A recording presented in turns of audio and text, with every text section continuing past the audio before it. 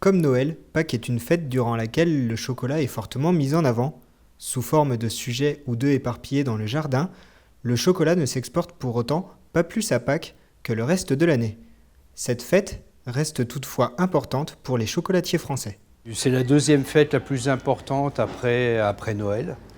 Mais c'est loin d'être Noël quand même, quoi. Noël, c'est un tiers, presque un tiers sur 2 mois. Si on parle de décembre et janvier, c'est un tiers de notre chiffre d'affaires. Pâques, c'est 15% de notre chiffre d'affaires, en gros.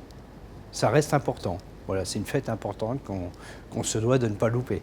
Et si d'un point de vue économique Pâques est si important, c'est une fête qui reste un moment de création pour le chocolatier et de découverte pour le consommateur. Il y a un thème tous les ans différent, donc ils attendent ce thème. Il y a une déco de toute la boutique qui est faite, de tous les sujets qui changent de décoration chaque année. Donc les gens sont en attente de ce thème-là, et pas que ça reste une fête familiale où il y a aussi le côté ludique, le côté chasse au trésor, où on cache les petits sujets dans le jardin. Enfin, ouais, ça reste toujours quelque chose de très important. Et je pense que ça perdurera toujours. Un thème réfléchi plus de 6 mois à l'avance pour le plus grand émerveillement des clients. Cette année, le thème de Fabrice Gillotte est Fabrice Gillotte chez les pirates. Pour ce faire, j'ai réalisé une œuvre en chocolat, entièrement en chocolat, représentant deux pirates, Barbe Bleue, enfin ça va devenir Barbe Bleue et Barbe Rousse, parce que là on est dans des coloris bruts de chocolat, et on va travailler ensuite ce chocolat, le patiner, lui rendre une certaine brillance et des colorations différentes.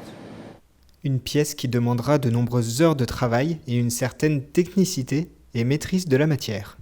L'idée, elle démarre déjà dans la tête, elle germe avant tout dans la tête, et après il faut la mettre en réflexion sur le papier et lui donner une première concrétisation par le dessin. Ensuite, on va mettre en place des agrandissements de ce croquis, découper des pièces différentes. Par exemple, vous avez ici la barbe et le contour des sourcils et des cheveux.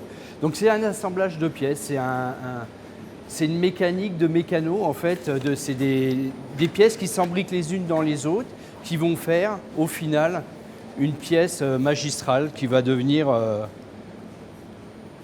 en espèce une pièce majeure qui va représenter le thème dans la vitrine. Et le regard des enfants et des petits et des grands enfants sera vraiment intéressant, parce que devant les vitrines, c'est tout de suite un émerveillement.